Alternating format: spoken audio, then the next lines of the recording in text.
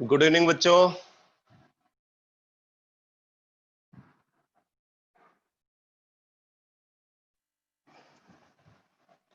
तो आज हम लोग एक हफ्ते बाद मिल रहे हैं।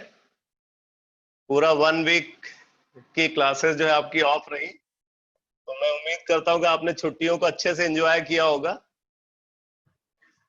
पढ़ाई भी किया है। हाँ बच्चों, पढ़ाई कंटिन्यू रही या पढ़ाई को ब्रेक कर दिया था? अच्छा, थोड़ी बहुत। हाँ ठीक है, थोड़ा बहुत आराम मिलना चाहिए। ठीक है, तो हम लोग आज से फिर से शुरू कर रहे हैं। और मैं आज सबसे पहले बोहर्स एटॉमिक मॉडल, जो मैंने पूरा थ्योरेटिकल डिस्कशन किया है बोहर्स एटॉमिक मॉडल का, मैं पहले बोहर्स एटॉमिक मॉडल के न्यूमेरिकल्स कराऊंगा। और न्यूमेरिकल्स को कंप्लीट करने के बाद फिर हम लोग बोहर्स एटॉमिक मॉडल की लिमिटेशन देखेंगे। और लिमिटेशन के बाद दो और कॉन्सेप्ट मैं डिस्कस करूंगा। आज की क्लास में तो खैर नहीं हो पाएगा, वो कल की क्लास में फिनिश होगा। एक तो डी ब्रॉगली वेवलेंथ का कॉन्सेप्ट और दूसरा हाइजेनबर्ग्स अनसर्टेनिटी प्रिंसिपल। क्योंकि जो टेस्ट होगा आपका बेटा, उसमें हाइजेनबर्ग्स अनसर्टेनिटी प्रिंसिपल तक आना है। ठीक है। और टेस्ट टेस्ट के लिए शायद आप लोग बता रहे थे कि फ्राइडे को। कपिल, माइक को म्यूट करो बेटा, माइक म्यूट करो। तो आप लोगों ने बोला है कि शायद फ्राइडे को ऑलरेडी मैथमेटिक्स का टेस्ट रखा हुआ है। तो मैं देखता हूं जो है कि फ्राइडे अगर मैथमेटिक्स का टेस्ट है तो किसी और दिन जो है सैटरडे या संडे में जो है मैं आपसे बात करके और फिर उसके बाद फिर मैं फाइनल करूंगा। लेकिन टेस्ट आपका इसी वीक में होगा। ठीक है। और टेस्ट में हाइजेनबर्ग्स अनसर्टेनिटी प्रिंसिपल तक आना है।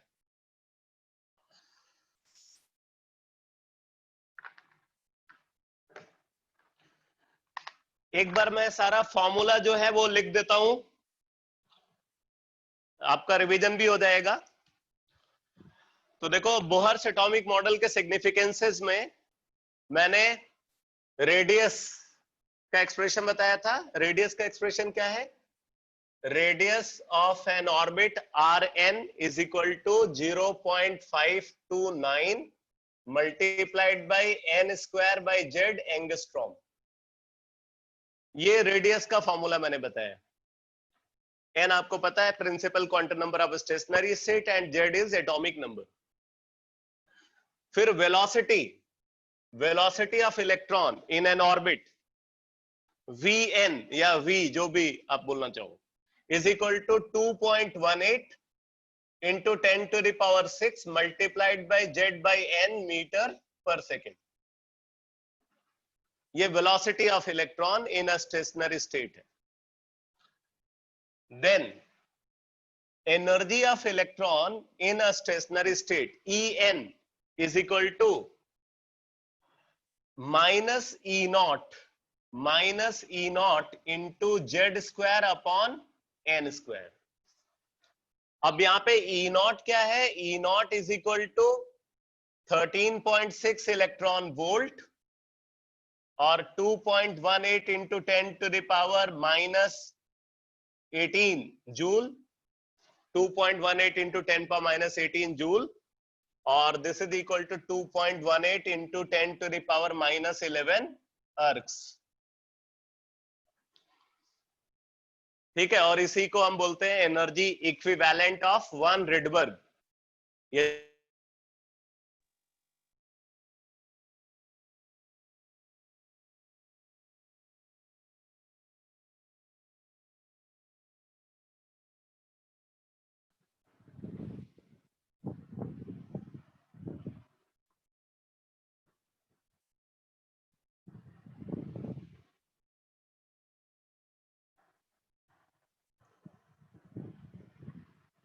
वीडियो क्वालिटी गड़बड़ हुई है लगता है मुझे।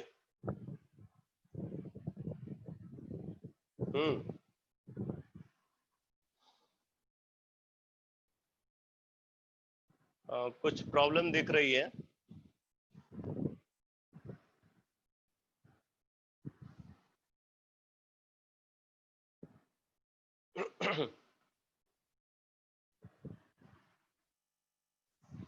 चलो मैं अभी तो फॉर्मूला ही रिवाइज कर रहा हूं, सब कुछ आपने लिखा हुआ है ऑलरेडी।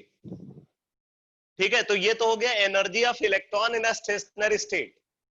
और फिर उसके बाद अगर इलेक्ट्रॉन एक एनर्जी स्टेट से दूसरे एनर्जी स्टेट में ट्रांजिशन करता है तो वेवलेंथ ऑफ ट्रांजिशन के लिए ये फॉर्मूला यूज करते हैं, 1/λ is equal to RH(Z)² multiplied by 1/n1² minus 1/n2²। ये है रिडबर्ग्स इक्वेशन। अब यहाँ पे RH वैल्यू कैलकुलेशन को सिंप्लीफाई करने के लिए हम इसको लेते हैं 1.1 इंटू 10⁷ पर मीटर।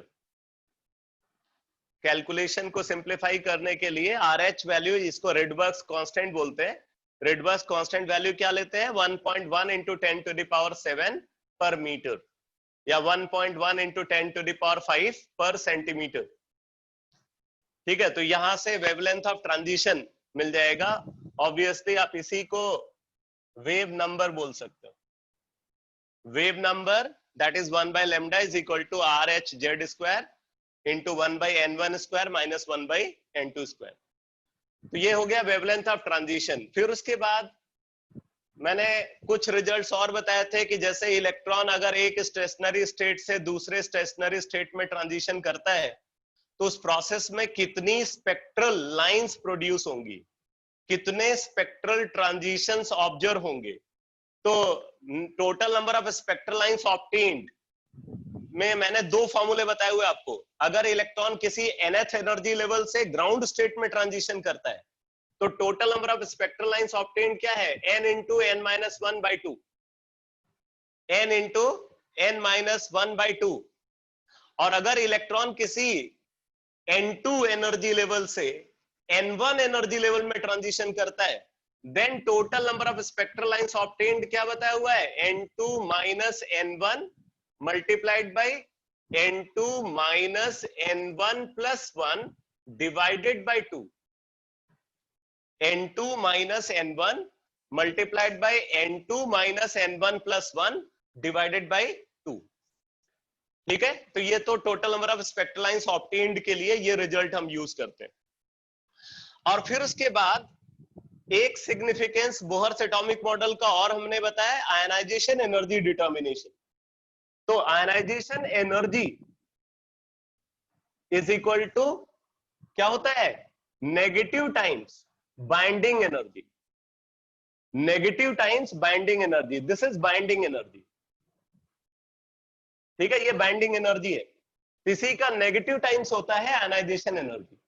फॉर एग्जांपल अगर आप मोस्ट लूजली बाउंड इलेक्ट्रॉन को फर्स्ट एनर्जी लेवल से रिमूव कर रहे हो तो आयनाइजेशन एनर्जी -E1 हो जाएगी। अगर हम उसको सेकेंड एनर्जी लेवल से रिमूव कर रहे हैं तो आयनाइजेशन एनर्जी -E2 हो जाएगी।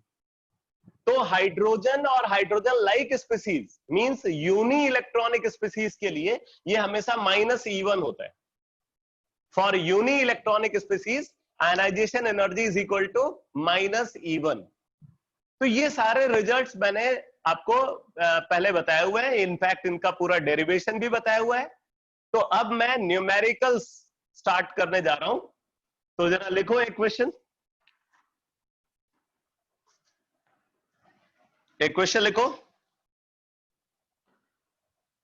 Calculate the radius of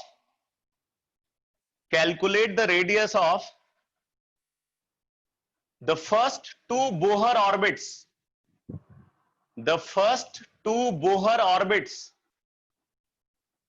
calculate the radius of the first two Bohr orbits of lithium 2 positive, lithium 2 positive,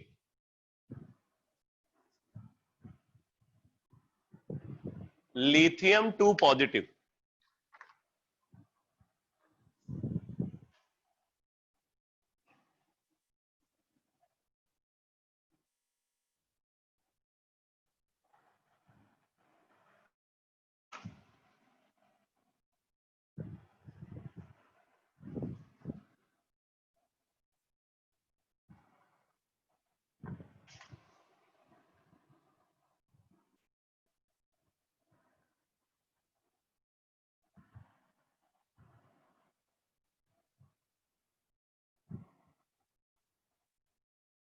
0.176 angstrom.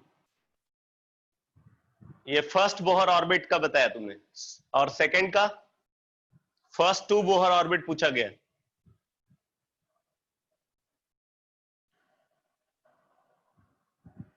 First Bohr orbit का सही है।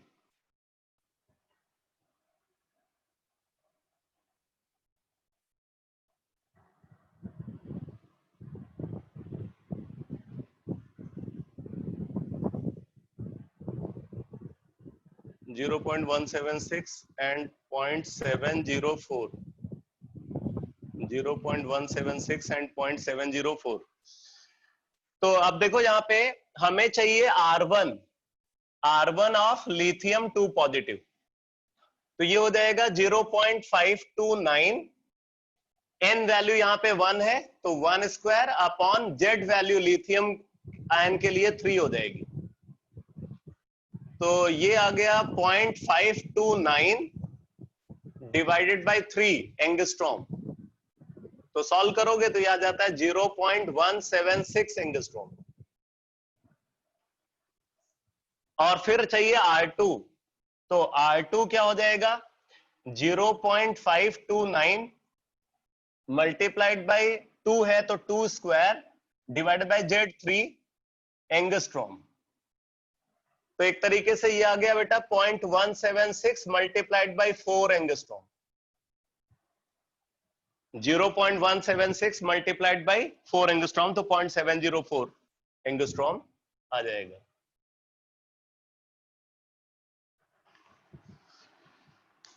अगला क्वेश्चन लिखो, calculate the difference in potential energy. Calculate the difference in potential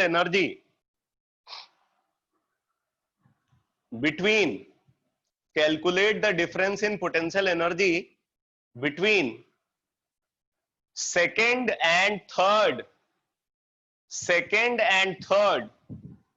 Bohr orbit,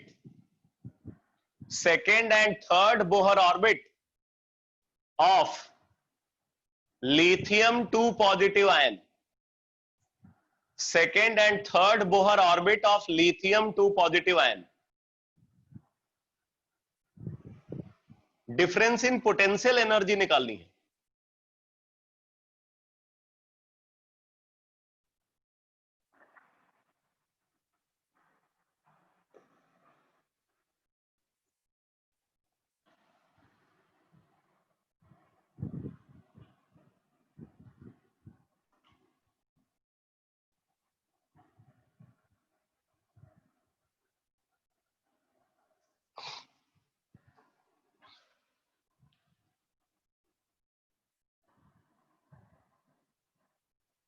thirty 34 electron volt.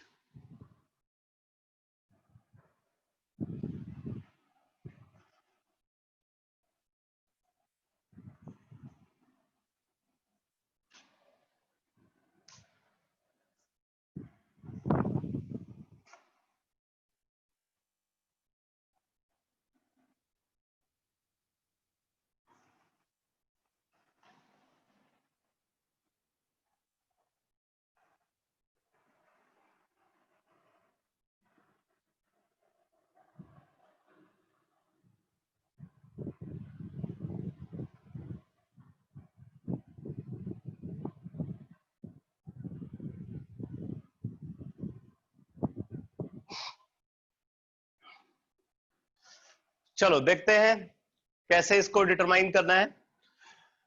Second and third Bohr orbit के बीच में potential energy difference आपसे calculate करने के लिए बोला जा रहा है। तो आप देखो, अगर ये सेकेंड एनर्जी लेवल है और ये थर्ड एनर्जी लेवल है, तो इसकी एनर्जी E2 और इसकी एनर्जी E3, ठीक। इसकी पोटेंशियल एनर्जी U2 और इसकी पोटेंशियल एनर्जी U3। आपको पोटेंशियल एनर्जी डिफरेंस निकालना है। मैंने आपको बताया हुआ है ये रिजल्ट कि potential energy upon total energy is equal to 2। Potential energy upon total energy is equal to 2। ठीक है, potential energy upon total energy is equal to 2। इसका मतलब हम बोल सकते हैं U2 is equal to 2 times E2 और U3 क्या हो जाएगा 2 टाइम्स E3। तो हमें निकालना है delta U, that is U3 minus U2, U3 minus U2, तो ये हो जाएगा double of E3 minus E2, double of E3 minus E2। तो अब देखो यहां पे अगर हम इसको कैलकुलेट करें तो ये हो जाएगा 2 टाइम्स E3, तो E3 हो जाएगा minus 13.6 multiplied by Z square upon N square. तो जेड स्क्वायर यहां पे लिथियम 2 पॉजिटिव है, तो जेड हो जाएगा 3 square 9 upon 3 square 9, Z square upon N square.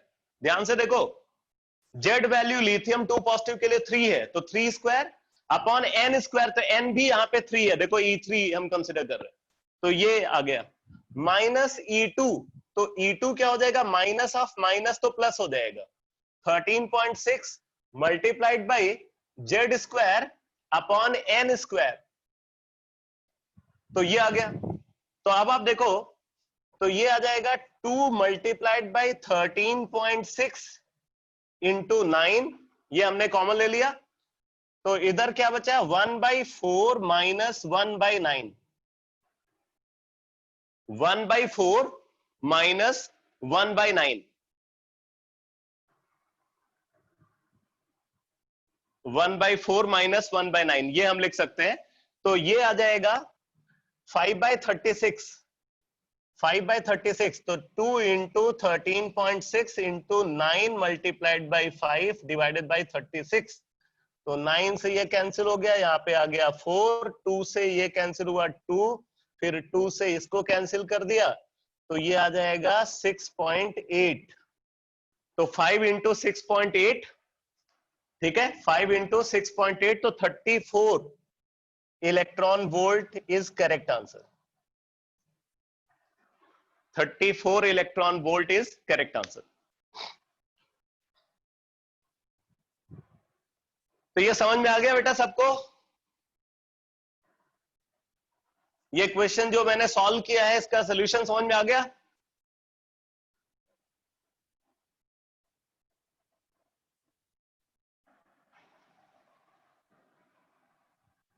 ठीक है, चलो नेक्स्ट क्वेश्चन लिखो।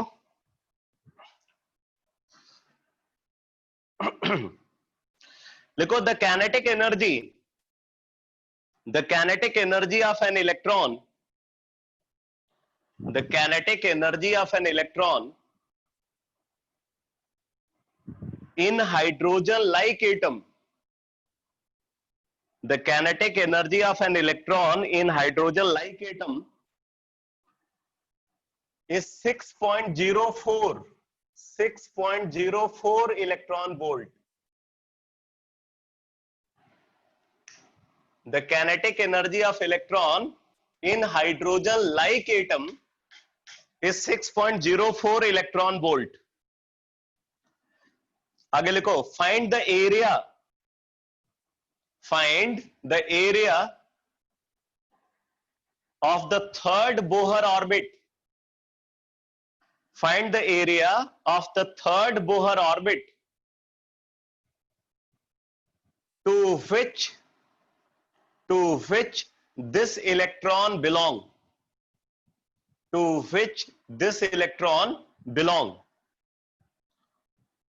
Also identify the atom. Also identify the atom. आपको एटम को आइडेंटिफाई भी करना है।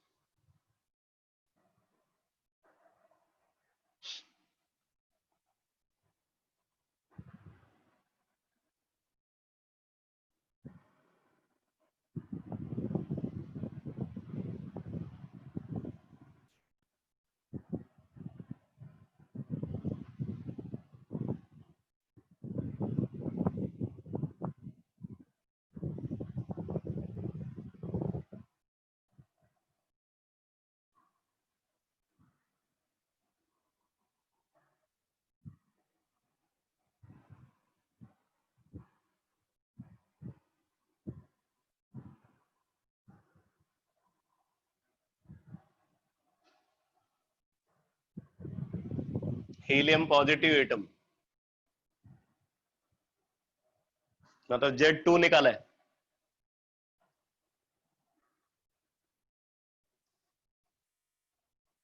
ठीक है।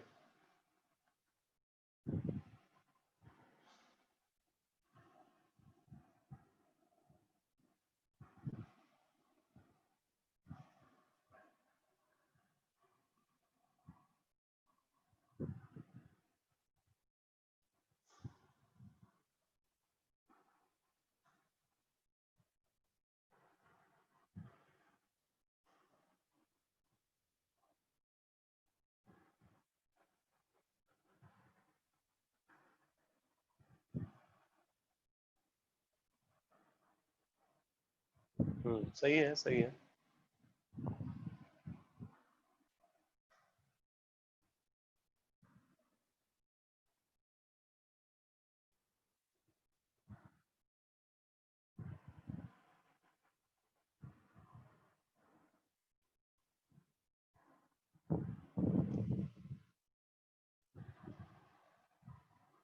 (17.8 into 10 to the power minus 16).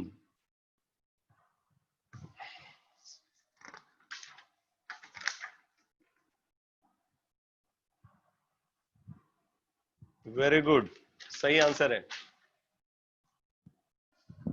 17.8 into 10 पर माइनस 16 सेंटीमीटर स्क्वायर के टर्म्स में 17.8 इंटू 10 पर माइनस 16 है, मीटर स्क्वायर के टर्म्स में 17.8 इंटू 10 पर माइनस 20 होगा।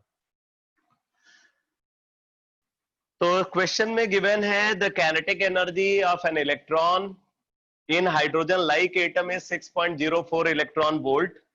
Find the area of the third Bohr orbit to which this electron belong. Also report the atom. Also report the atom. तो यहां पे काइनेटिक एनर्जी गिवन है बेटा 6.04 इलेक्ट्रॉन वोल्ट, ये Kn है। और Kn इनफैक्ट ये Kn नहीं है बल्कि ये K3 है। थर्ड बोहर ऑर्बिट की बात करें, ये K3 गिवन है। और हमने आपको ये रिजल्ट बताया हुआ है कि the ratio of kinetic energy upon total energy is -1। The ratio of kinetic energy upon total energy is equal to -1। ठीक है, इसका मतलब ये हो जाएगा -E3। ये जो है ये -E3 है। तो E3 अगर आप देखोगे तो E3 क्या आ जाएगा, -6.04 इलेक्ट्रॉन वोल्ट। E3 हो जाएगा -6.04 इलेक्ट्रॉन वोल्ट। और फिर आप अगर देखो तो E3 का एक्सप्रेशन क्या होगा माइनस इलेक्ट्रॉन वोल्ट के टर्म्स में, तो -13.6 मल्टीप्लाइड बाई जेड स्क्वायर, पता नहीं है निकालना है, अपॉन एन स्क्वायर, तो 3 स्क्वायर। अब आप देखोगे माइनस माइनस कैंसिल हो गया, तो जेड स्क्वायर वैल्यू आप कैलकुलेट करोगे तो यह आ जाएगा 6.04 multiplied by 9 upon 13.6। 6.04 multiplied by 9 upon 13.6। तो ये अप्रोक्सीमेटली आप सॉल्व करोगे तो 4 आ जाता है। ये अप्रोक्सीमेटली 4 आ जाता है। इसका मतलब है कि जो जेड वैल्यू होगी वो 2 होगी, z इज इक्वल टू 2। और z अगर 2 है इट मींस जो हम यूनी इलेक्ट्रॉनिक स्पीसीज हम कंसीडर कर रहे हैं वो uni electronic species helium positive होना चाहिए। बोहर्स एटॉमिक मॉडल के जो रिजल्ट है वो मल्टी इलेक्ट्रॉनिक स्पीसीज के लिए एप्लीकेबल नहीं है। आप आगे लिमिटेशन में इस पॉइंट को देखोगे। तो हीलियम के अंदर तो 2 इलेक्ट्रॉन है, तो 2 इलेक्ट्रॉन है मतलब वो मल्टी इलेक्ट्रॉनिक है, जबकि वो यूनी इलेक्ट्रॉनिक होना चाहिए। तो जेड हमने 2 निकाला है, मतलब वो हीलियम तो है बट वो हीलियम एटम नहीं है, हीलियम आयन है, हीलियम पॉजिटिव आयन है, तो He पॉजिटिव। अब देखो बेटा यहां पे हमें निकालना है area of third Bohr orbit, A3 निकालना है, A3 area of third Bohr orbit A3 is equal to pi R3 square. Area of third Bohr orbit A3 is equal to pi R3 square. वो circular है तो circle का area होता है पाई R square, तो A3 is equal to pi R3 square. और R3 के लिए आपको Z चाहिए और Z आप यहाँ पे निकाला है आपने, Z इज इक्वल टू 2। तो अब हम इसको यहाँ पे पुट कर देते हैं, तो पाई यानी कि 22/7 और R3 स्क्वायर, तो ये हो जाएगा Rn है, Rn क्या होता है n square by Z into 0.529 angstrom. ठीक है, तो R3 स्क्वायर को हम कंसिडर कर रहे हैं, तो ये हो जाएगा 3 square upon 2 multiplied by 0.529 angstrom. तो अगर हम इसको सेंटीमीटर के टर्म्स में कंसीडर करें तो इंटू 10⁻⁻8 एंगस्ट्रॉम को हमने सेंटीमीटर में कन्वर्ट किया, का स्क्वायर, इसका स्क्वायर। ठीक है, तो 22/7 multiplied by 81 divided by 4 multiplied by 0.529 का स्क्वायर इंटू 10⁻⁻16 सेंटीमीटर स्क्वायर। तो इसको सॉल्व कर लोगे तो ये आ जाता है 17.8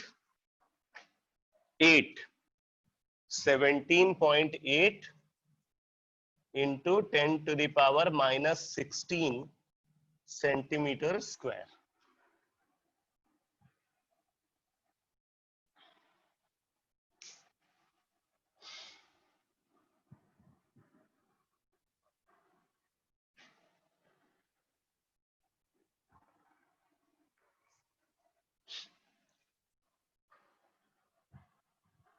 तो ये क्लियर हो गया बेटा सबको?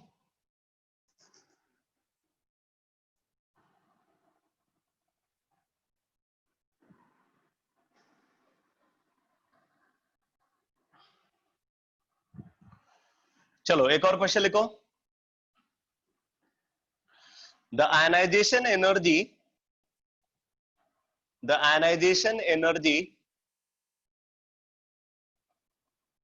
the ionization energy of a hydrogen like Bohr's atom,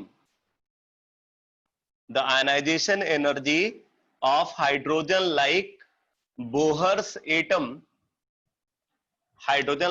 Bohr's atom is 4 Rydberg 4 Rydberg। Rydberg भी एनर्जी की यूनिट होती है, और मैंने आपको बताया हुआ है एनर्जी इक्विवेलेंट ऑफ 1 रिडबर्ग क्या होता है।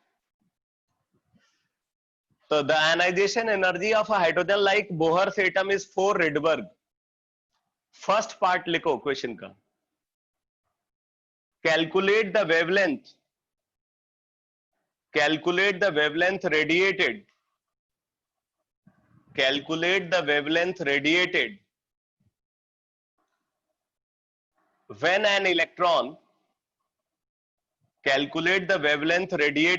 when an electron jumps from the first excited state to ground state। When an electron jumps from the first excited state to ground state। मैं एक बार फिर से रिपीट कर दे रहा हूं, calculate the wavelength radiated when an electron jumps from the first excited state to ground state। और second part इसी question का लिखो, what is the radius of first orbit of this atom? What is the radius of first orbit of this atom? Solve करो।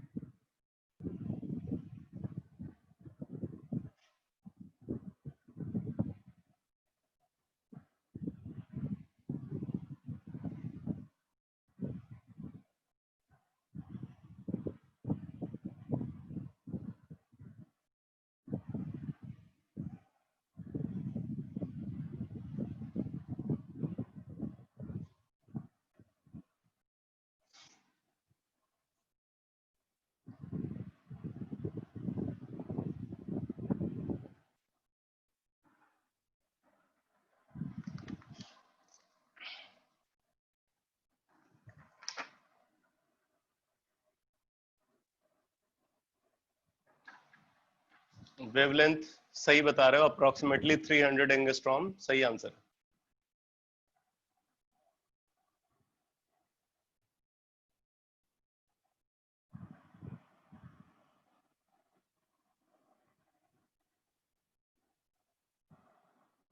ठीक है,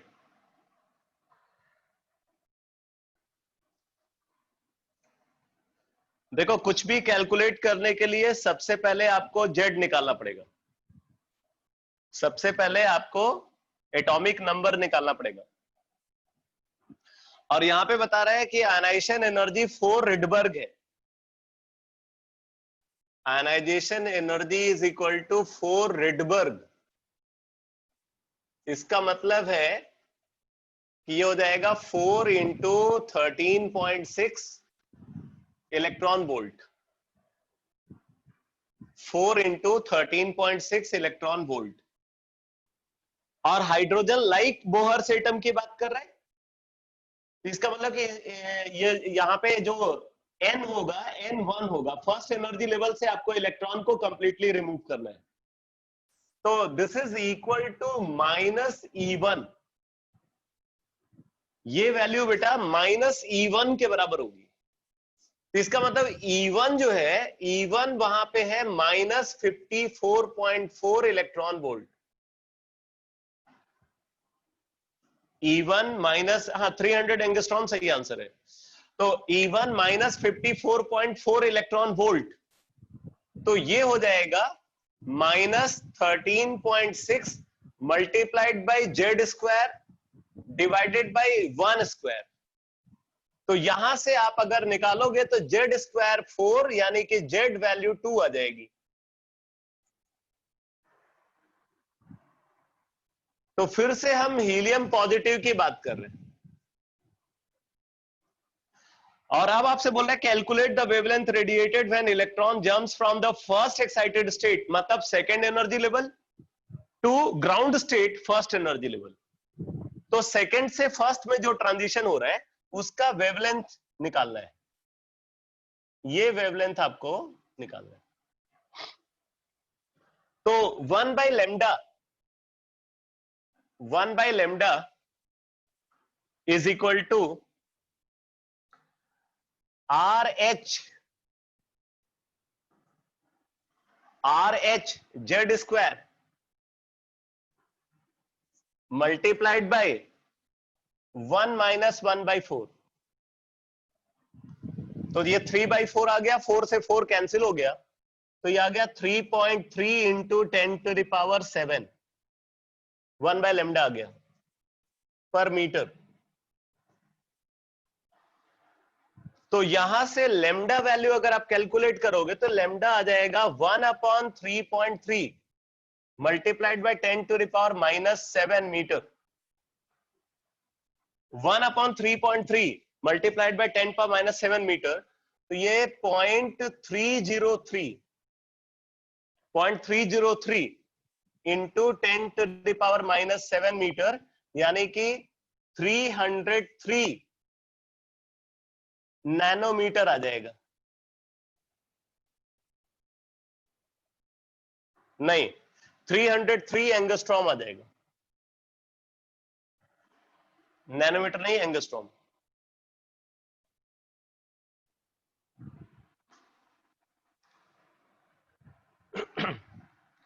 तो ये तो हो गया फर्स्ट पार्ट। और सेकंड पार्ट में पूछ रहा है what is the radius of first orbit of this atom.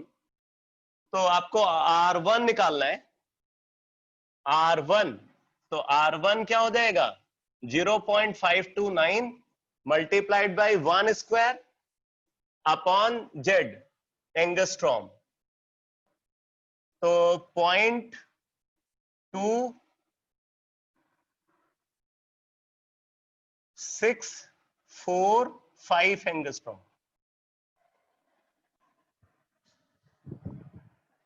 0.2645 angstrom.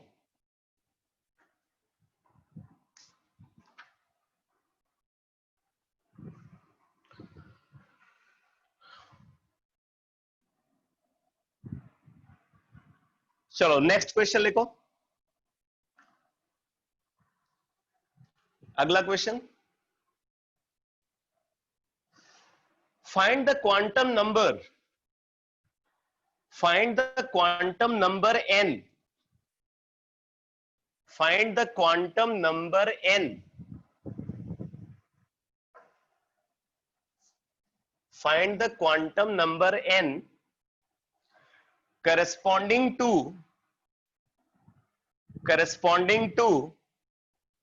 the excited state. Find the quantum number n corresponding to the excited state of helium positive ion. Helium positive ion.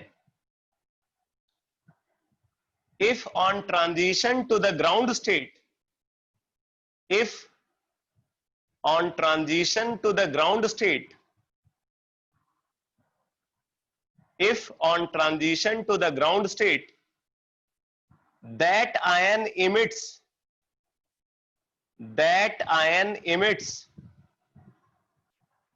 two photons, that ion emits two photons in succession with wavelength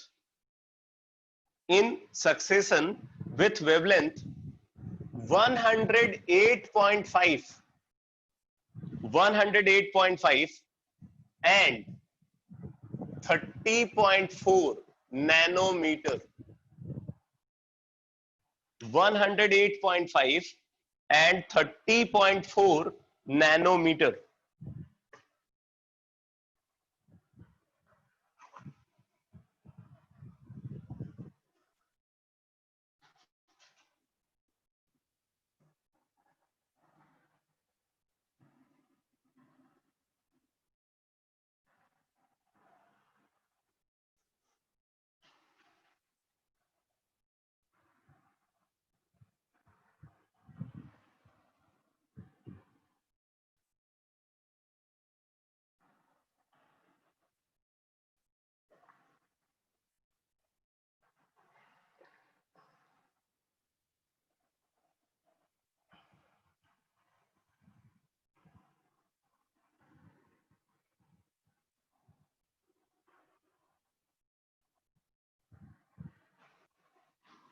N is equal to 5.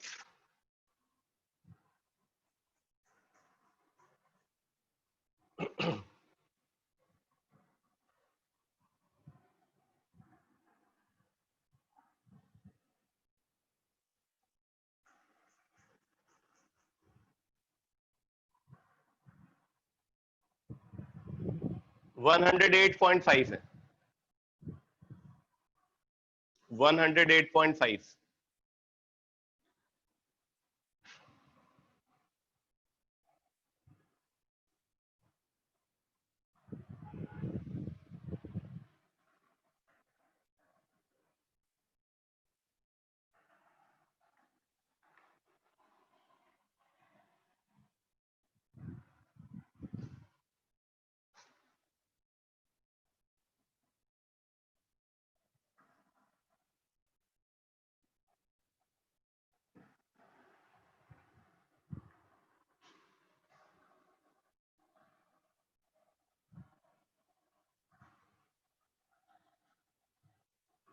अच्छा, आप लोगों ने answer निकाल लिया है n = 5. इसका मतलब आपको मेथड भी पता ही होगा.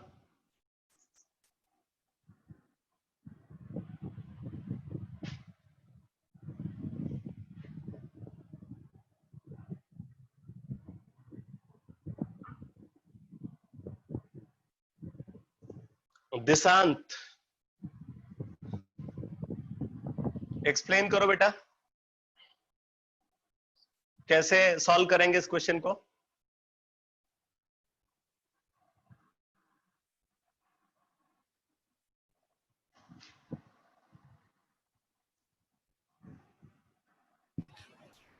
माइक अनम्यूट करो और मुझे पूरा प्रोसीजर बताओ. हाँ बोलो सर. 1/λ = RH into Z². ये फॉर्मूला लगाएंगे सर. वहां से N12 आएगा.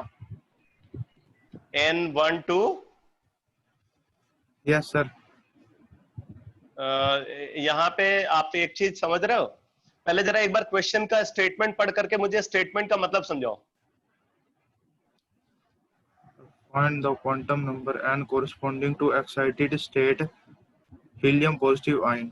If on transition to the ground state, then ion emits 2 photons in succession with wavelength. Sir ये वेवलेंथ है 2 वेवलेंथ 30.4। गिवन है, 2 Yes, sir. वेवलेंथ गिवन है। हाँ सर वो पहले में V2 लगेगा sir, 1 by wavelength 30.4 10 to the power -7 centimetre. तो वहां से सर फॉर्मूला लगा के वो RH into Z square 1 by 1 square minus 1 by n2 square n1 square. Sir वहां से n1 आ जाएगा 2 हमारा। सर एकदम तो सही है। सर वो वेवलेंथ जो 1 है उस सर वहां से उसकी रेशो फिर उसको कंसीडर करके फिर एक बार और रेडबर्ग इक्वेशन अप्लाई किया तुमने, वहां से n निकाला, यही बोल रहे हो ना? वो 5 आया। अच्छा, अब मेरा एक क्वेश्चन है यहाँ पे, तुमने जो है ये कैसे समझा कि ये ग्राउंड स्टेट वाला जो ट्रांजिशन है उसका वेवलेंथ 30.4 है, ये कैसे पता चला? सॉरी कम दिया हुआ था। हाँ? कम दिया हुआ था इन सक्सेशन के हिसाब से। Yes sir. अच्छा चलो ठीक है, अब मैं थोड़ा सा फील के साथ इस क्वेश्चन को सॉल्व कर रहा हूं। अभी तो तुमने आंसर निकाल लिया है, अब मैं क्वेश्चन की पूरी फील दे रहा हूं।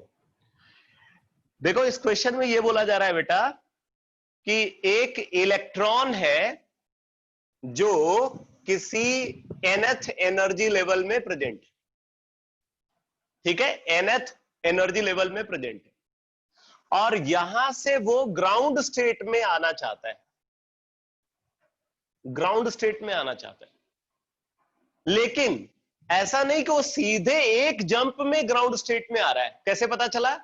क्योंकि वहां 2 फोटोन वो इमिट कर रहा है, 2 फोटोन इमिट कर रहा है। इसका मतलब है कि वो सिंगल जंप में ग्राउंड स्टेट में नहीं आया, बल्कि पहले वो किसी इंटरमीडिएट एनर्जी लेवल में गया, फिर वहां से ग्राउंड स्टेट में आया।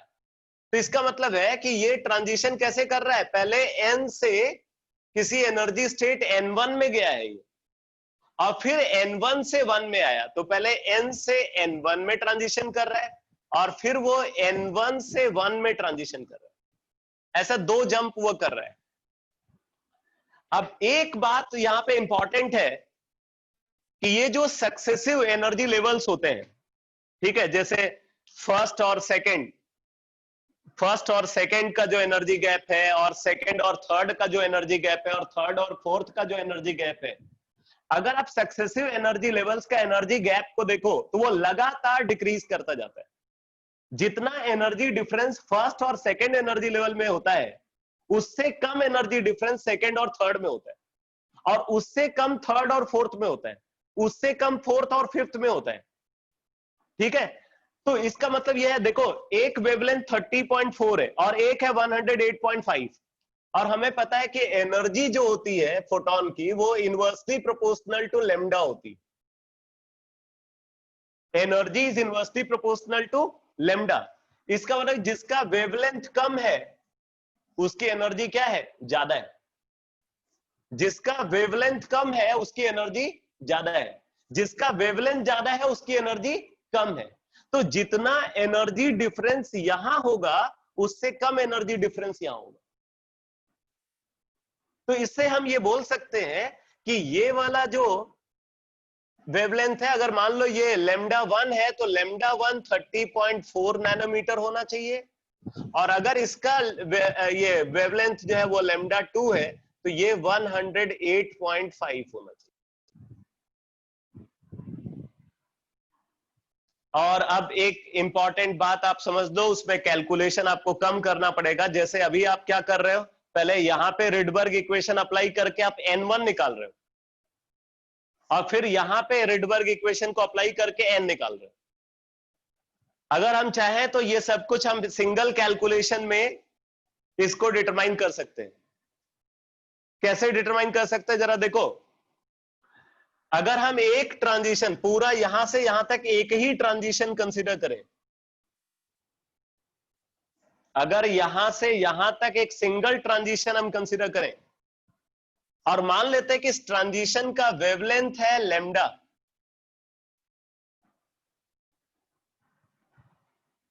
तो क्या ये लिख सकते हैं बेटा, मैं आपसे पूछ रहा हूं, क्या हम ये लिख सकते हैं lambda is equal to lambda 1 plus lambda 2? सोच समझ करके जवाब देना।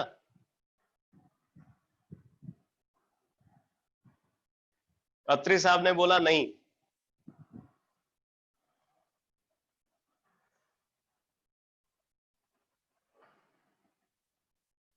दीक्षांत ने बोला कर सकते हैं, सही है, लिख सकते हैं।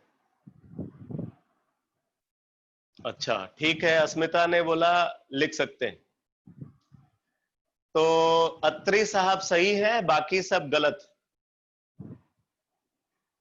अब मैं आपको बताता हूं बेसिकली क्या है बेटा, कुछ क्वांटिटीज हैं जो एडिटिव होती हैं और कुछ क्वांटिटीज एडिटिव नहीं होती। जैसे एनर्जी जो है ना, एनर्जी एडिटिव है। एडिटिव का मतलब जिनको हम ऐड कर सकते हैं, एनर्जी एडिटिव है। फ्रीक्वेंसी एडिटिव है, ठीक है, एनर्जी को हम ऐड कर सकते हैं, फ्रीक्वेंसी को ऐड कर सकते हैं, वेव नंबर को ऐड कर सकते हैं, बट वेवलेंथ को ऐड नहीं कर सकते। मैं जो जो बता रहा हूं आप इसको नोट कर लो, लिखो energy, frequency, energy, frequency and wave number. Energy, frequency and wave number are additive, but wavelength is not additive, but wavelength is not additive। अब जरा मेरा मतलब समझना, मैं यहां पे क्या बोल रहा हूं। अगर मान लो कि यहां से यहां तक एक ही जंप में इलेक्ट्रॉन आता है, ns से फर्स्ट में आता है, तो मान लो वो जो फोटोन इमिट करता है उसकी एनर्जी E है। अगर इलेक्ट्रॉन nth एनर्जी लेवल से डायरेक्टली फर्स्ट एनर्जी लेवल में जंप करता है, तो मान लो वो जो फोटोन इमिट कर रहा है उसकी एनर्जी E है। और अगर वो n1 से फर्स्ट में आता है, तो जो फोटोन इमिट कर रहा है मान लो उसकी एनर्जी E1 है। और अगर वो n से n1 में आता है, तो जो फोटोन इमिट करता है मान लो इसकी एनर्जी E2 है। तो क्या हम ये नहीं बोल सकते कि E is equal to E1 plus E2? बोलो भाई, भाई जितना एनर्जी गैप यहां है प्लस जितना एनर्जी गैप यहां है, इन दोनों का सम यहां और यहां के बीच में जो एनर्जी गैप होगा उसके बराबर होना चाहिए। अरे बताओ, ये लिख सकते या नहीं लिख सकते? E is equal to E1 plus E2, ये लिखा जा सकता है बेटा, लेकिन ये नहीं लिखा जा सकता है। Lambda is not equal to lambda 1 plus lambda 2। हम यहां पे ये लिख सकते हैं, फ्रीक्वेंसी अगर मान लो इसके करस्पॉन्डिंग न्यू है, इसके करस्पॉन्डिंग न्यू 1 है और इसके करस्पॉन्डिंग न्यू 2 है, तो nu is equal to nu 1 plus nu 2, ये लिख सकते हैं। वेव नंबर मान लो इसके करस्पॉन्डिंग न्यू बार है और इसके करस्पॉन्डिंग न्यू 1 बार है और इसके करस्पॉन्डिंग न्यू 2 बार है, तो हम ये लिख सकते हैं, लेकिन ये नहीं लिख सकते। तो वेवलेंथ एडिटिव नहीं होता, बाकी एनर्जी, फ्रीक्वेंसी और वेव नंबर एडिटिव होते हैं। Energy, frequency and wave number are additive, but wavelength is not additive. तो अब ये कॉन्सेप्ट हम यहां पे यूज करेंगे। तो अब देखो बेटा, हमें पता है कि E is equal to E1 plus E2। इसका मतलब हम ये लिख सकते हैं HC by lambda is equal to HC by lambda 1 plus HC by lambda 2। इसका मतलब हम ये लिख सकते हैं 1 by lambda is equal to 1 by lambda 1 plus 1 by lambda 2। 1 by lambda is equal to 1 by lambda 1 plus 1 by lambda 2, ये हम लिख सकते हैं। तो ये 1 बाय लेमडा बेसिकली ये n से 1 वाला जो ट्रांजिशन है उसके वेवलेंथ का रेसिप्रोकल है। तो अब हम यहां पे चाहे तो सिंगल एक ही बार रिडबर्ग इक्वेशन अप्लाई करके सॉल्व कर सकते। तो 1 by lambda is equal to 1 by lambda 1 plus 1 by lambda 2 and this is equal to क्या आ जाएगा, R H Z square multiplied by 1 minus 1 by N square, R H Z square multiplied by 1 minus 1 by N square. अब value को put कर दो तो ये आ जाएगा lambda 1 plus lambda 2 upon lambda 1 lambda 2। तो वैल्यू को पुट करते हैं तो 30.4 plus 108.5 lambda 1 plus lambda 2 upon lambda 1 into lambda 2। अब देखो ये जो न्यूमरेटर वाली क्वांटिटी है इसकी यूनिट है नैनोमीटर और डिनोमिनेटर वाले क्वांटिटी की यूनिट है nanometre into nanometre, nanometre square. तो नैनोमीटर अपॉन नैनोमीटर स्क्वायर तो 1 अपॉन नैनोमीटर आ गया। अब हम इसको मीटर में कन्वर्ट कर लेते हैं तो इंटू 10⁻⁹ डिनोमिनेटर में हमने मल्टीप्लाई कर दिया। तो ये पूरा टर्म जो है उसकी जगह पे हमने ये लिखा हुआ is equal to R H Z square. तो यहां पे हाइड्रोजन एटम है, नहीं हीलियम पॉजिटिव है, हीलियम पॉजिटिव है तो 2 square multiplied by 1 minus 1 by N square. अब इसको सॉल्व करके आप एन वैल्यू निकाल लो।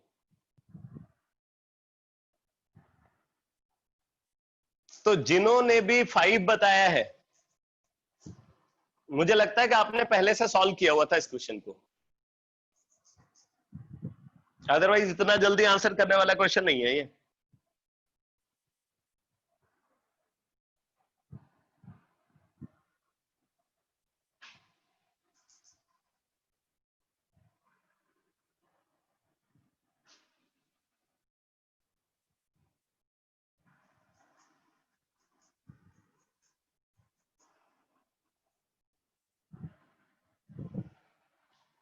तो इसको आप सॉल्व करोगे तो ये एन स्क्वायर वैल्यू 25 यानी कि एन जो है वो 5 आ जाएगा।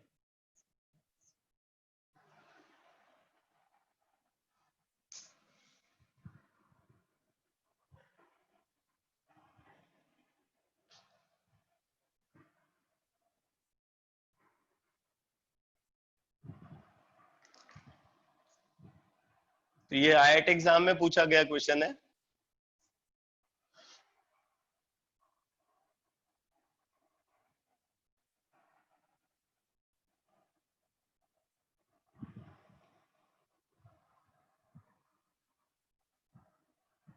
एक और क्वेश्चन लिखो, बाकी कैलकुलेशन है, कैलकुलेशन कर लेना।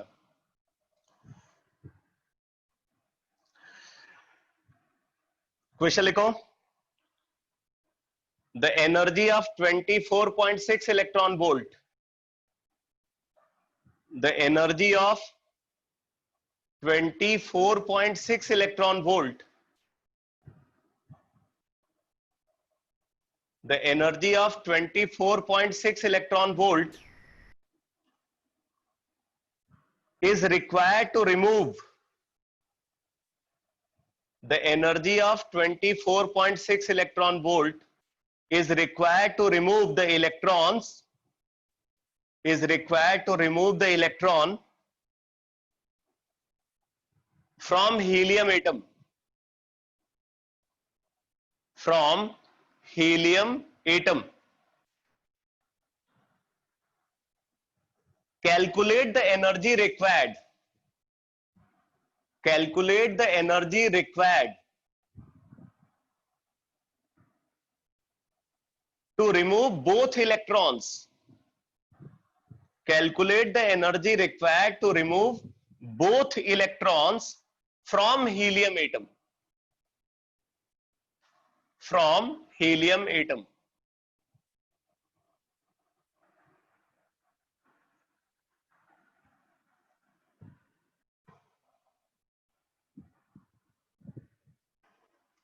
हीलियम एटम से एक इलेक्ट्रॉन को रिमूव करने के लिए एनर्जी जो रिक्वायर्ड है वो गिवन है, तो बोल रहे हैं हीलियम एटम से दोनों इलेक्ट्रॉन को रिमूव करने के लिए कितनी एनर्जी रिक्वायर्ड होगी।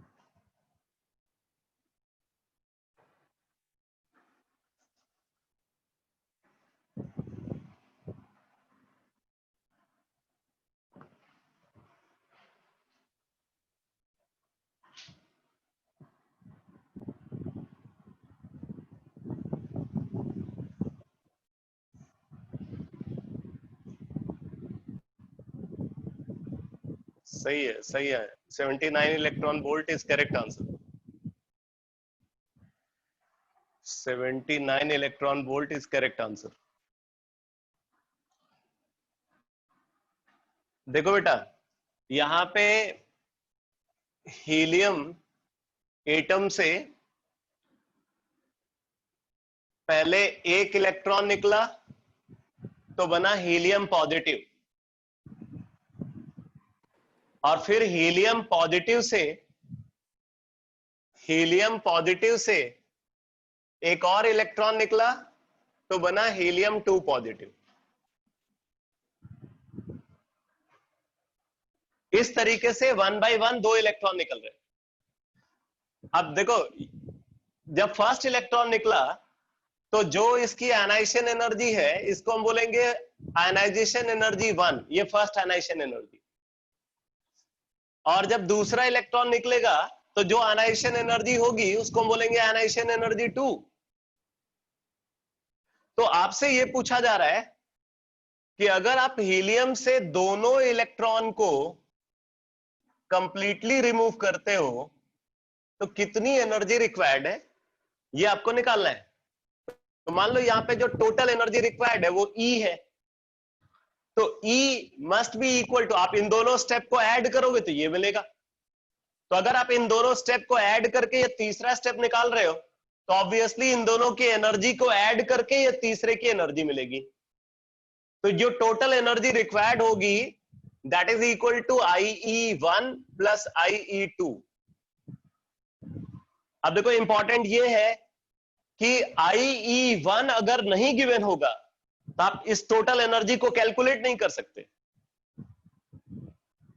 अब मैं आपको वजह बताता हूं, अगर IE1 नहीं गिवन होगा तो ये टोटल एनर्जी नहीं निकाली जा सकती, क्योंकि बोहर्स एटॉमिक मॉडल को आप यूज कर रहे हो आयनाइजेशन एनर्जी को कैलकुलेट करने के लिए, and Bohr's atomic model is not applicable for multi electronic species. जब हीलियम से इलेक्ट्रॉन निकल रहा है तो यहां पे ये मल्टी इलेक्ट्रॉनिक है, और जबकि यहां पे ये यूनि इलेक्ट्रॉनिक है। तो ये जो सेकेंड आयनाइजेशन एनर्जी है उसको तो हम कैलकुलेट कर सकते हैं बोहर्स एटॉमिक मॉडल को यूज करके, लेकिन फर्स्ट आयनाइजेशन एनर्जी को हम नहीं कैलकुलेट कर सकते by using Bohr's atomic model, क्योंकि फर्स्ट आयनाइजेशन एनर्जी के मीन टाइम ये मल्टी इलेक्ट्रॉनिक है। ठीक है, इसलिए आयनाइजेशन एनर्जी 1 यहां पे गिवन है प्रॉब्लम में।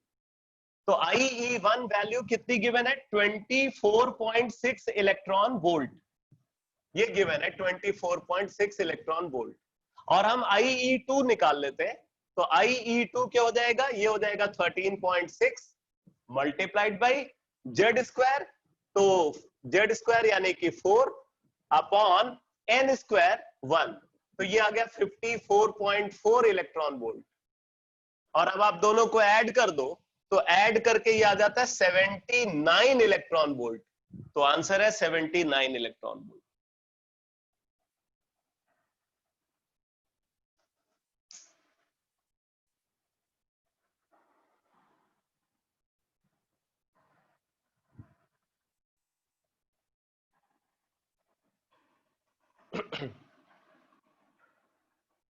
तो पूरा कॉन्सेप्ट समझ में आ गया सबको इस क्वेश्चन का?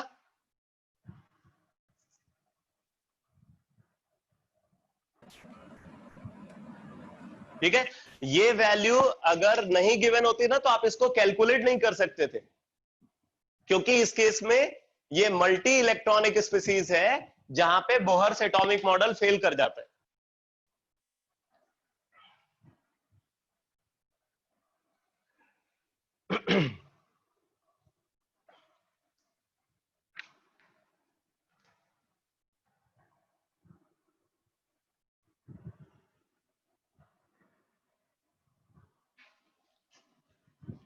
एक और क्वेश्चन लिखो।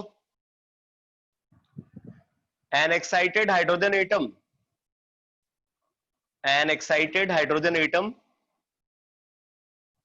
returns to the ground state. An excited hydrogen atom returns to the ground state.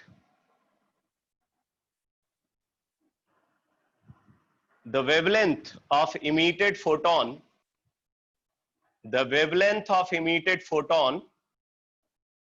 is lambda. The wavelength of emitted photon is lambda.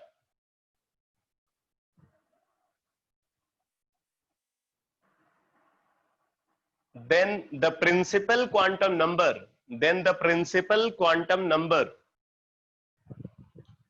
of the excited state will be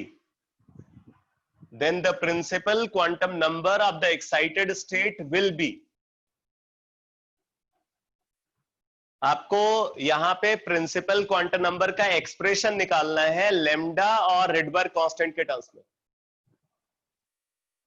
lambda और Rydberg constant के terms में expression निकालना है principal quantum number of excited state का।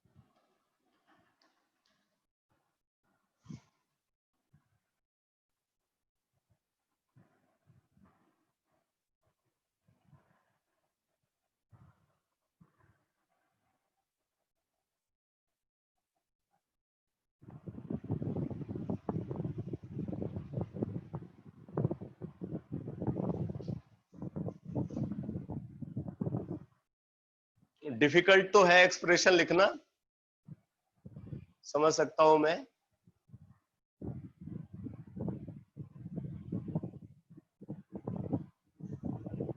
Lambda into R upon lambda R minus 1 का square whole square.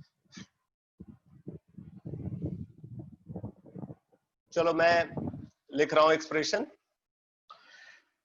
तो यहां पे बोल रहा है कि एक इलेक्ट्रॉन nth एनर्जी लेवल से ग्राउंड स्टेट में आता है। और इस प्रोसेस में जो फोटोन रिलीज कर रहा है उसका वेवलेंथ लैम्डा है। हमें ये n का एक्सप्रेशन निकालना है in terms of lambda and Rydberg constant.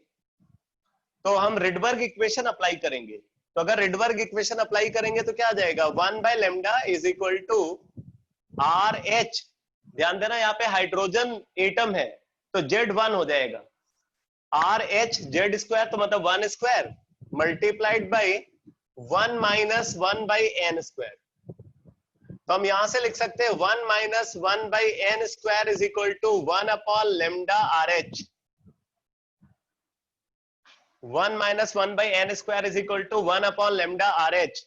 तो 1 by N square is equal to आ जाएगा lambda R H minus 1 upon lambda R H. ये 1 बाई एन स्क्वायर इधर आएगा और ये वाला टर्म उधर जाएगा तो एलसीएम लेकर के ये आ जाएगा। तो 1 upon N square is equal to lambda R H minus 1 upon lambda R H. तो एन स्क्वायर आ जाएगा lambda R H upon lambda R H minus 1। तो आप n आपको निकालना है तो n हो जाएगा इसका स्क्वायर रूट।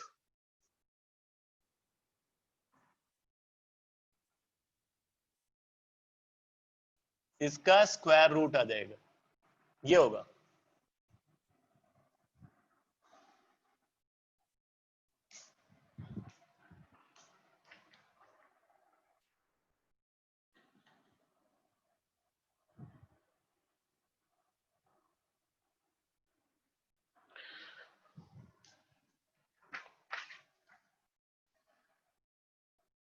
एक और क्वेश्चन लिखो।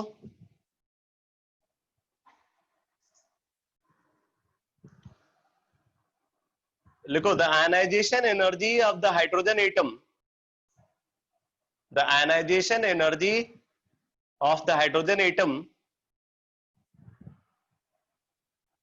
the ionization energy of the hydrogen atom in its ground state, in its ground state is 13.6 electron volt, is 13.6 electron volt. Which of the following energy transition, which of the following energy transition, which of the following energy transition will not be observed, which of the following energy transition will not be observed in the atomic spectrum of hydrogen, in the atomic spectrum of hydrogen, in the atomic spectrum of hydrogen. अब यहां पे given है number 1 6.04 electron volt, number 2 10.2 electron volt, number 3 1.89 electron volt. अब 4 option given है, A 1 and 2, 1 and 2, B 2 and 3, 2 and 3, C only 1, D only 3।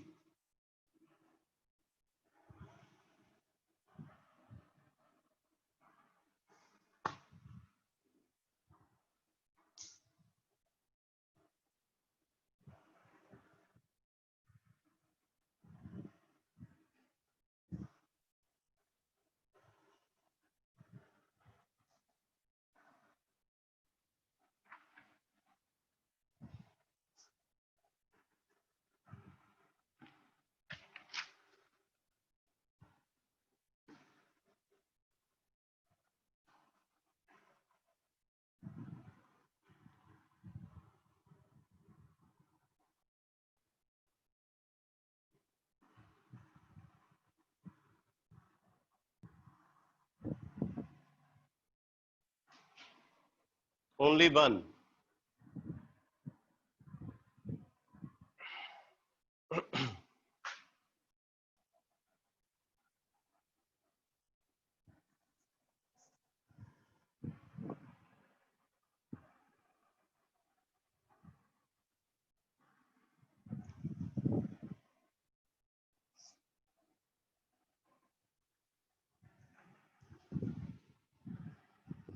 अब देखो यहाँ पे ना कुछ वैल्यूज हैं जो आपको अगर आप रट के रखोगे तो आप टाइम बचाओगे अपना। अब जैसे देखो, अगर ये अलग अलग एनर्जी लेवल्स हैं,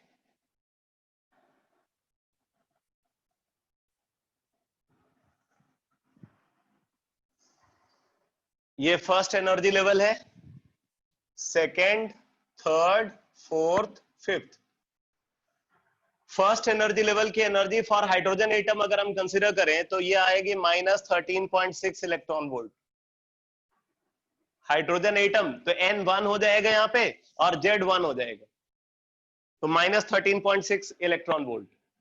और सेकेंड एनर्जी लेवल की एनर्जी आप निकालोगे तो आ जाएगा -13.6 by 4, तो -3.4 इलेक्ट्रॉन वोल्ट,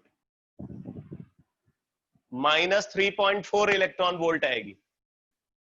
और अगर थर्ड की एनर्जी आप निकालोगे तो आ जाएगा -13.6 by 9 इलेक्ट्रॉन वोल्ट, तो ये आ जाएगा -1.54 electron volt, -1.51 electron volt, -1.51 electron volt.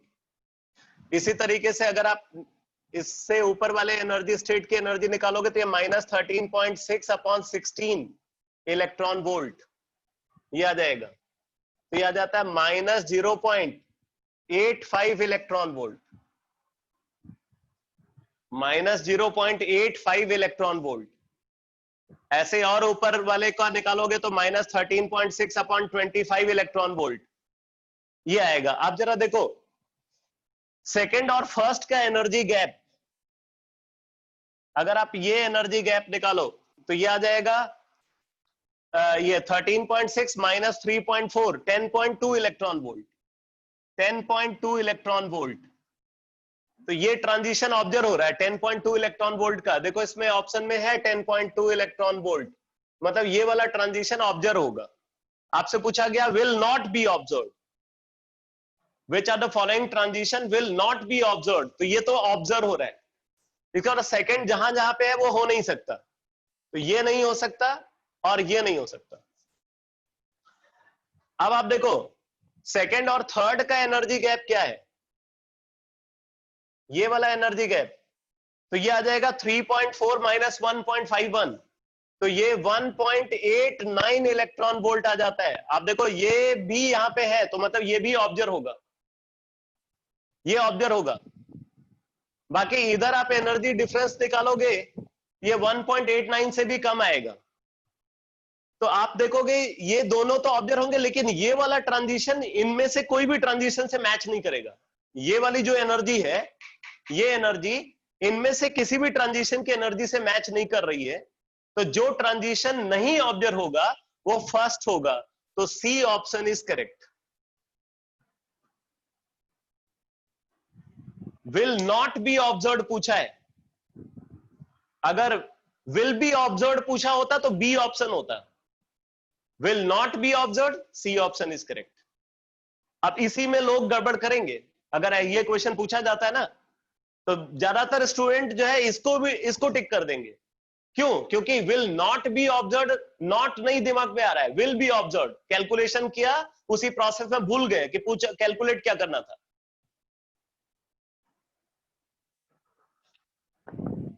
तो आपको क्वेश्चन को केयरफुली सॉल्व करना पड़ेगा।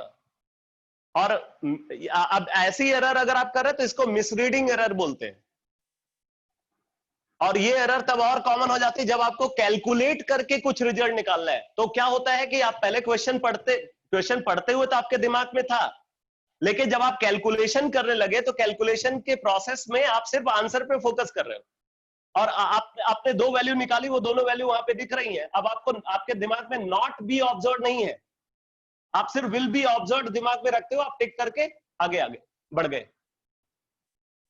तो इसलिए ध्यान देना होता है। एक और क्वेश्चन लिखो, लिखो a certain transition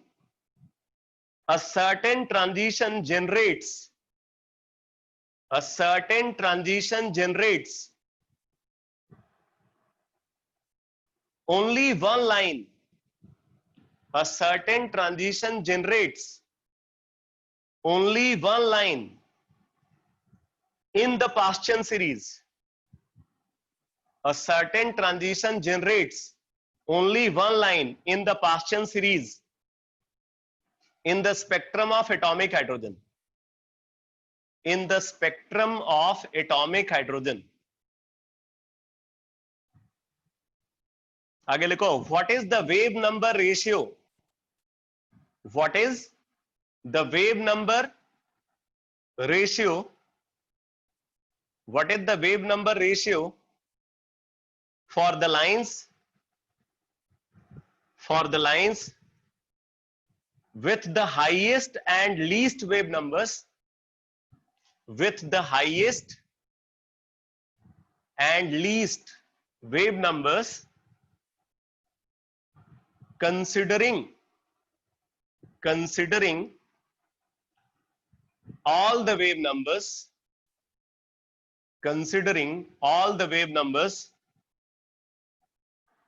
generated by transition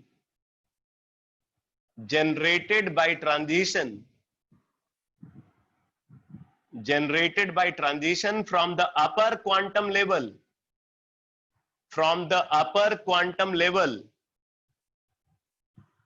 of the above transition, from the upper quantum level of the above transition to the ground state, अब ये चार ऑप्शन गिवन है।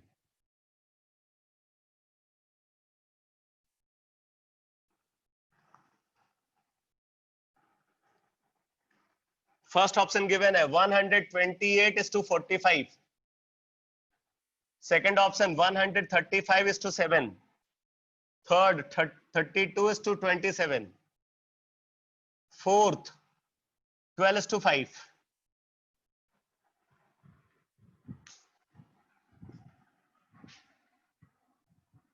मैक्सिमम वेव नंबर और मिनिमम वेव नंबर का ratio निकालना है।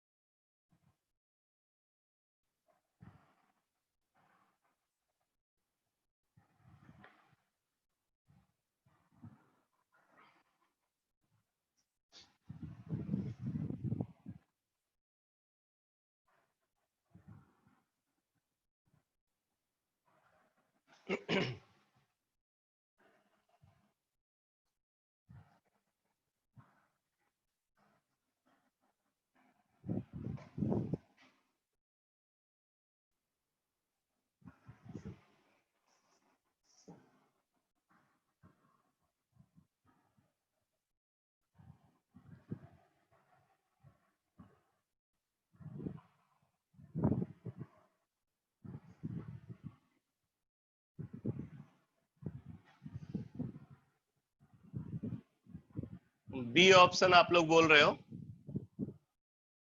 तो B option correct है। अब निकालेंगे कैसे वो देखो,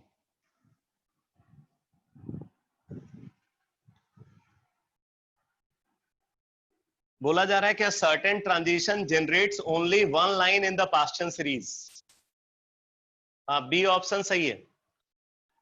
A certain transition generates only one line in the Paschen series of the spectrum of atomic hydrogen. What is the wave number ratio for the lines with the highest and least wave numbers, considering all the wave numbers generated by transition from the upper quantum level of the above transition to the ground state. देखो बेटा, इसमें सबसे important information जिसके basis पे ये question solve होगा वो first line में गिवन है. ये फर्स्ट लाइन जो है उसी में प्रॉब्लम सॉल्विंग क्लू जो है वहां पे गिवन है. बोला गया a certain transition generates only one line in the Paschen series of the spectrum of atomic hydrogen. अब जरा देखो इसका क्या मतलब है. जैसे ये अलग अलग एनर्जी लेवल्स हैं,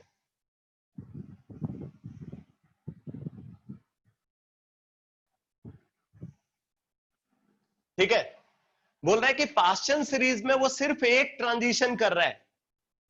अब मान लो ये 1 है, ये 2 है, ये 3 है, ये 4 है, ये 5 है.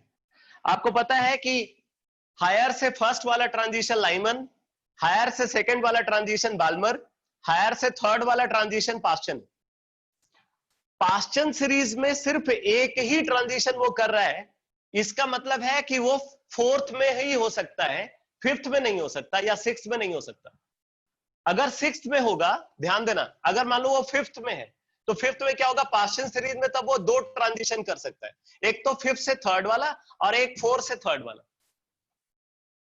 अगर वो फिफ्थ में होगा तो पास्चन सीरीज वाला वो मैक्सिमम टू ट्रांजिशन कर सकता है, और अगर वो सिक्स्थ में होगा तो पास्चन सीरीज वाला 3 ट्रांजिशन कर सकता है, सेवेंथ में होगा तो 4 ट्रांजिशन कर सकता है. बोल रहे हैं कि वहां पे वो पास्चन सीरीज वाला सिर्फ एक ही ट्रांजिशन कर पा रहा है. इसका मतलब उसका अपर क्वांटम लेवल फिक्स हो गया, उसका अपर क्वांटम लेवल 4 है. तो इसका अपर क्वांटम लेवल 4 है.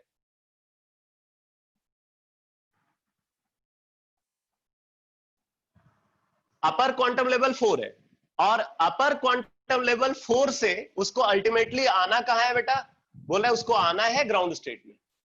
अब ग्राउंड स्टेट में आना है तो कौन कौन से ट्रांजिशन वो करेगा इस प्रोसेस में. बोल रहा है एक तो 4 से फर्स्ट का डायरेक्ट ट्रांजिशन कर सकता है, एक थर्ड से फर्स्ट वाला डायरेक्ट ट्रांजिशन, एक सेकंड से फर्स्ट वाला डायरेक्ट ट्रांजिशन, एक वो 4 से सेकंड वाला डायरेक्ट ट्रांजिशन, एक थर्ड से सेकंड वाला, एक 4 से थर्ड वाला. ये ट्रांजिशन पॉसिबल है.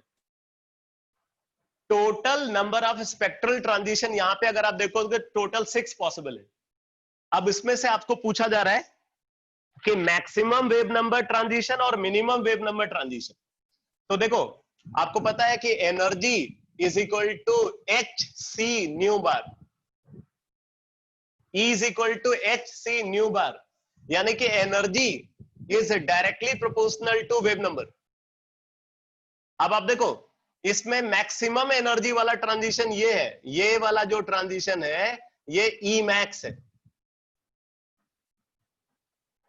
सबसे ज्यादा एनर्जी वाला ट्रांजिशन ये है जो फोर्थ से फर्स्ट में ऑब्जर्व हो रहा है, और सबसे कम एनर्जी वाला ट्रांजिशन ये वाला है, ये E मिनिमम है.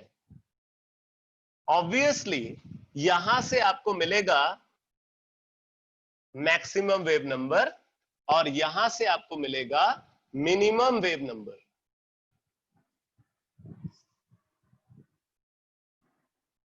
तो अब आप देखो न्यू बार मैक्स का एक्सप्रेशन लिख लो.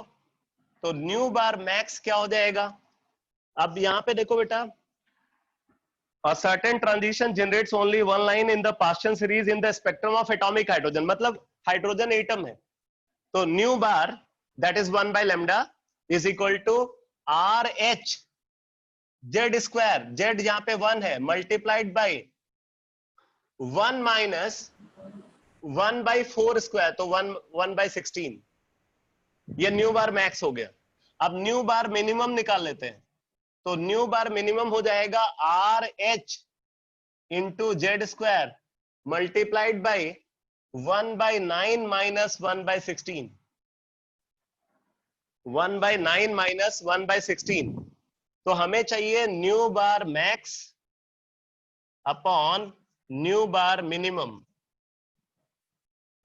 तो रेशियो में RH जेड स्क्वायर कैंसिल हो गया, तो ये आ गया 1 माइनस 1 by 16, तो 15 by 16 डिवाइडेड बाई, यहां पे आप देखोगे 7 अपॉन 144. तो ये आ जाएगा 15 into 144 divided by 16 into 7, 16 9 जा 144, तो 135 by 7 is correct answer.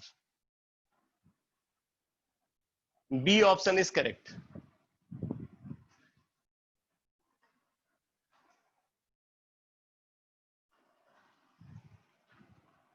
ठीक है, तो मैं कल की क्लास में दो और बहुत अच्छे question Bohr's atomic model, in fact आप बोल सकते हो बोहर्स एटॉमिक मॉडल के दो बेस्ट प्रॉब्लम मैं कल की क्लास में डिस्कस करूंगा, और कल इसकी लिमिटेशन को समराइज करते हुए डी ब्रॉगली वेवलेंथ का कांसेप्ट को कंप्लीट करेंगे। ठीक है, तो कल की क्लास का शेड्यूल तो आपको पता ही है, सेम टाइम पे क्लास होगी, तो कल मिलते हैं। ओके बेटा।